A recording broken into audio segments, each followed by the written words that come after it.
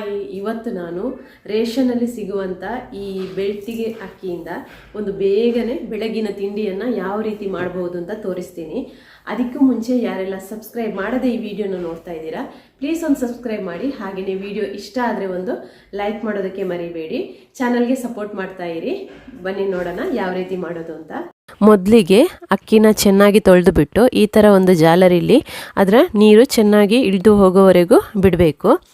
ನೀರು ಚೆನ್ನಾಗಿ ಇಳಿದು ಹೋದ ನಂತರ ನಾವಿದನ್ನು ಒಂದು ಪೇಪರಲ್ಲಿ ಹಾಕಿಬಿಟ್ಟು ಸ್ವಲ್ಪ ಡ್ರೈ ಆಗಬೇಕು, ಅಂದರೆ ಒಣಗಬೇಕು, ಅದು ನೀರಿನ ಅಂಶ ಹೋಗಬೇಕು. ನಾನು ನೈಟ್ ಇದನ್ನು ತೊಳೆದು ಬಿಟ್ಟು ಒಂದು ಪೇಪರಲ್ಲಿ ಹಾಕಿ ನಂತರ ಫ್ಯಾನ್ ಅಡಿಯಲ್ಲಿ ಇದನ್ನು ಡ್ರೈ ಮಾಡಿದ್ದೀನಿ, ಇದರ ನೀರಿನ ಅಂಶ ಎಲ್ಲ ಹೋಗೋ ಹಾಗೆ. ಇಲ್ಲಾಂದರೆ ನೀವು ತೊಳೆದು ಬಿಟ್ಟು ಬಿಸಿಲಲ್ಲಿ ಕೂಡ ಒಣಗಿಸ್ಬೋದು. ಆದರೆ ನಮಗೆ ಸಡನ್ನಾಗಿ ಏನಾದರೂ ನಾಳೆ ಬೆಳಿಗ್ಗೆಗೆ ತಿಂಡಿ ಮಾಡಬೇಕು ಅಂತ ಆದಾಗ ಈ ಥರ ರಾತ್ರಿ ಚೆನ್ನಾಗಿ ವಾಶ್ ಮಾಡಿಬಿಟ್ಟು ಸ್ವಲ್ಪ ನೀರು ಇಳಿದು ಹೋದ ನಂತರ ನಾವು ಫ್ಯಾನ್ ಅಡಿಯಲ್ಲಿ ಪೇಪರಲ್ಲಿ ಹಾಕಿಬಿಟ್ಟು ಈ ಥರ ಕೂಡ ಒಣಗಿಸಬಹುದು.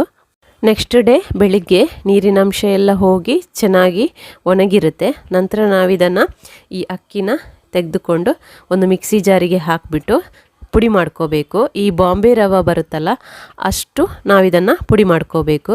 ತುಂಬ ನೈಸಾಗಿ ಅಲ್ಲ, ಬಾಂಬೆ ರವೆ ಹಂತಕ್ಕೆ ಬಂದರೆ ಸಾಕು. ಪುಡಿ ಮಾಡಿದ ನಂತರ ಗೊತ್ತಾಗುತ್ತೆ, ಅಂದರೆ ಸ್ವಲ್ಪ ತರಿಯಾಗಿ ನಮಗೆ ಕೈಗೆ ಸಿಗುತ್ತೆ. ನಂತರ ನಾನು ಇದರಲ್ಲಿ ಎಲ್ಲ ಪುಡಿನ ಮಾಡ್ತಾ ಇಲ್ಲ, ಇದರಲ್ಲಿ ನಾನು 1 ಗ್ಲಾಸ್ ಪುಡಿನ ತಗೊಂಡು ಮಾಡ್ತಾಯಿದ್ದೀನಿ. ಅಂದರೆ 250 ml ಒಂದು ಗ್ಲಾಸಲ್ಲಿ ಇದು ಏನು ಅಕ್ಕಿ ಪುಡಿ ಮಾಡಿಟ್ಕೊಂಡಿದ್ದೀನಿ ಅದನ್ನು ತಗೊಂಡು ಮಾಡ್ತಾಯಿದ್ದೀನಿ. ಫಸ್ಟಿಗೆ ನಾವಿದಕ್ಕೆ ಒಗ್ಗರಣೆನ ರೆಡಿ ಮಾಡ್ಕೋಬೇಕು. ಅದಕ್ಕೆ ನಾನು ಇವಾಗ ಒಂದು ಬಾಣಲೆಯನ್ನು ತಗೊಂಡಿದ್ದೀನಿ. ಬಾಣಲೆ ಬಿಸಿಯಾದಾಗ ಇದಕ್ಕೆ ನಾನು ಸ್ವಲ್ಪ ತೆಂಗಿನೆಣ್ಣೆನ ಸೇರಿಸ್ತಾ ಇದ್ದೀನಿ. ತೆಂಗಿನೆಣ್ಣೆ ಸ್ವಲ್ಪ ಬಿಸಿಯಾದ ನಂತರ ಇದಕ್ಕೆ ನಾನು ಸ್ವಲ್ಪ ಸಾಸಿವೆ ಹಾಗೆಯೇ ಉದ್ದಿನಬೇಳೆನ ಕೂಡ ಸೇರಿಸ್ತಾ ಇದ್ದೀನಿ. ಇದು ಸ್ವಲ್ಪ ಫ್ರೈ ಆಗಬೇಕು. ಸಾಸಿವೆ ಹಾಗೆಯೇ ಉದ್ದಿನಬೇಳೆ ಸ್ವಲ್ಪ ಫ್ರೈ ಆಗಬೇಕು, ಅಷ್ಟರವರೆಗೆ ಇದನ್ನು ಫ್ರೈ ಮಾಡ್ಕೋಬೇಕು. ಸ್ವಲ್ಪ ಕೆಂಪು ಬಣ್ಣಕ್ಕೆ ಬರೋವರೆಗೆ ಫ್ರೈ ಮಾಡಿಕೊಂಡ್ರೆ ಸಾಕು. ಹಾಗೆಯೇ ಇಲ್ಲಿ ಕರಿಬೇವು ಸೊಪ್ಪು ಕೂಡ ಸೇರಿಸ್ತಾ ಇದ್ದೀನಿ. ಇವಾಗ ನಾನು ಇದಕ್ಕೆ 2 ಗ್ಲಾಸಷ್ಟು ನೀರನ್ನು ಸೇರಿಸ್ತಾ ಇದ್ದೀನಿ. ಅಂದರೆ ನಾನು ಯಾವ ಕಪ್ಪಲ್ಲಿ ಅಕ್ಕಿ ಪುಡಿನ ತಗೊಂಡಿದ್ದೀನೋ ಅದೇ ಕಪ್ಪಲ್ಲಿ 2 ಗ್ಲಾಸ್ ನೀರನ್ನ ತಗೊಳ್ತಾ ಇದ್ದೀನಿ. 1 ಗ್ಲಾಸ್ ಅಕ್ಕಿ ಪುಡಿಗೆ 2 ಗ್ಲಾಸಷ್ಟು ನೀರು, ಈ ಮೆಷರ್ಮೆಂಟಲ್ಲಿ ತಗೊಂಡ್ರೆ ಆಯಿತು. ಹಾಗೆಯೇ ಸ್ವಲ್ಪ ಉಪ್ಪನ್ನು ಸೇರಿಸ್ತಾ ಇದ್ದೀನಿ, ರುಚಿಗೆ ತಕ್ಕಷ್ಟು ಉಪ್ಪು. ಒಂದು ಸಲ ಮಿಕ್ಸ್ ಮಾಡ್ಕೋಬೇಕು. ನಂತರ ಇದಕ್ಕೆ ನಾನು ತೆಂಗಿನ ತುರಿನ ಕೂಡ ಸೇರಿಸ್ತಾ ಇದ್ದೀನಿ. 1 ಮುಷ್ಟಿಯಷ್ಟು ತೆಂಗಿನ ತುರಿನ ತಗೊಂಡಿದ್ದೀನಿ. 1 ಗ್ಲಾಸ್ ಅಕ್ಕಿಗೆ 1 ಮುಷ್ಟಿಯಷ್ಟು ತೆಂಗಿನ ತುರಿ ಸಾಕಾಗುತ್ತೆ. ಇದನ್ನು ಇವಾಗ ಚೆನ್ನಾಗಿ ಕುದಿಯೋವರೆಗೂ ಬಿಡಬೇಕು. ಚೆನ್ನಾಗಿ ಕುದೀತಲ್ಲ ಆವಾಗಲೇ ಇದಕ್ಕೆ ಒಂದು ಸಲ ಉಪ್ಪು ನೋಡ್ಕೊಳ್ಳಿ. ನಿಮಗೆ ಉಪ್ಪು ಕಡಿಮೆ ಇದೆ ಅಂತ ಅನಿಸಿದರೆ ಆವಾಗ ಉಪ್ಪು ಸೇರಿಸ್ಬಿಟ್ಟು ಒಂದು ಸಲ ಮಿಕ್ಸ್ ಮಾಡ್ಕೋಬಹುದು. ನಂತರ ಇದಕ್ಕೆ ಪುಡಿ ಮಾಡಿಟ್ಕೊಂಡಿರುವಂತಹ ಅಕ್ಕಿ ಪುಡಿನ ಸೇರಿಸ್ಬಿಟ್ಟು ಮಿಕ್ಸ್ ಮಾಡ್ತಾ ಇರಬೇಕು. ಒಂದೇ ಸಲ ಸೇರಿಸಬಾರ್ದು, ಸ್ವಲ್ಪ ಸ್ವಲ್ಪನೇ ಸೇರಿಸ್ತಾ ಮಿಕ್ಸ್ ಮಾಡ್ಕೋಬೇಕು, ಯಾಕಂದರೆ ಗಂಟು ಕಟ್ಟಬಾರ್ದು. ಚೆನ್ನಾಗಿ ಮಿಕ್ಸ್ ಮಾಡ್ಕೊಳ್ತಾ ಅದು ಗಟ್ಟಿಯಾಗೋವರೆಗೂ ನಾವು ಅದನ್ನು ಕೈ ಬಿಡದೆ ಅದನ್ನು ಮಿಕ್ಸ್ ಮಾಡ್ತಾ ಇರಬೇಕು. ಅಂದರೆ ನಮಗೆ ಅದು ಉಂಡೆ ಕಟ್ಟೋ ರೀತಿಗೆ ಬರೋವರೆಗೂ ನಾವು ಅದನ್ನು ಮಿಕ್ಸ್ ಮಾಡ್ಕೋಬೇಕು. ತುಂಬ ಸಮಯ ತಗೊಳ್ಳಲ್ಲ, ಬೇಗನೆ ಗಟ್ಟಿ ಆಗುತ್ತೆ ಅದು.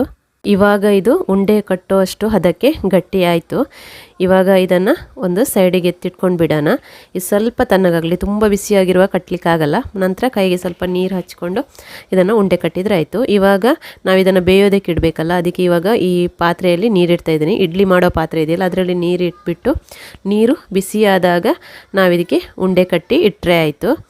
ಇವಾಗ ನೀರು ಬಿಸಿಯಾಗಿದೆ. ಇವಾಗ ಇದಕ್ಕೆ ನಾವು ಉಂಡೆ ಕಟ್ಟಿರೋದನ್ನು ಇಡ್ತಾ ಹೋಗಬೇಕು. ಇವಾಗ ಅಕ್ಕಿ ಪುಡಿ ಏನಿದೆ ಅದರ ಉಂಡೆ ರೆಡಿಯಾಗಿದೆ. ಇವಾಗೆಲ್ಲನೂ ಇದಕ್ಕೆ ಇಟ್ಬಿಟ್ಟು ಒಂದು 10 ನಿಮಿಷ ಬೇಯಿಸ್ಕೊಂಡ್ರೆ ಸಾಕು. ಯಾಕೆಂದರೆ ಇದನ್ನು ನಾವು ಆಲ್ರೆಡಿ ಒಂದು ಸಲ ನೀರಲ್ಲಿ ಹಾಕಿಬಿಟ್ಟು ಬೇಯಿಸ್ಕೊಂಡು ಗಟ್ಟಿ ಮಾಡಿಟ್ಕೊಂಡು ನಂತರ ಉಂಡೆ ಮಾಡಿರುವಂಥದ್ದು. ಇವಾಗ ನೋಡಿ, ರೇಷನ್ನಲ್ಲಿ ಸಿಗುವಂಥ ಬೆಳ್ತಿಗೆ ಅಕ್ಕಿಯಲ್ಲಿ ಮಾಡಿರುವಂತಹ ಒಗ್ಗರಣೆ ಪುಂಡಿ ರೆಡಿಯಾಗಿದೆ. ನಾವಿದಕ್ಕೆ ಪುಂಡಿ ಅಂತ ಹೇಳ್ತೀವಿ. ಈ ಬೆಳಗ್ಗಿನ ಒಂದು ಬಹಳ ಬೇಗನೆ ಮಾಡಬಹುದಾದಂಥ ತಿಂಡಿ ಇದು. ನೀವು ಕೂಡ ಒಂದು ಸಲ ಟ್ರೈ ಮಾಡಿ ಹೇಗಾಗಿತ್ತು ಅಂತ ಕಮೆಂಟ್ ಮಾಡಿ ತಿಳಿಸಿ. ತುಂಬಾ ಚೆನ್ನಾಗಿರುತ್ತೆ. ಇದಕ್ಕೆ ನಾನು ಕೆಂಪು ಚಟ್ನಿನ ಮಾಡಿದ್ದೆ. ಕೆಂಪು ಚಟ್ನಿಯ ಜೊತೆ ಈ ಒಗ್ಗರಣೆ ಪುಂಡಿ ತಿನ್ನೋದಕ್ಕೆ ತುಂಬಾ ರುಚಿಯಾಗಿರುತ್ತೆ.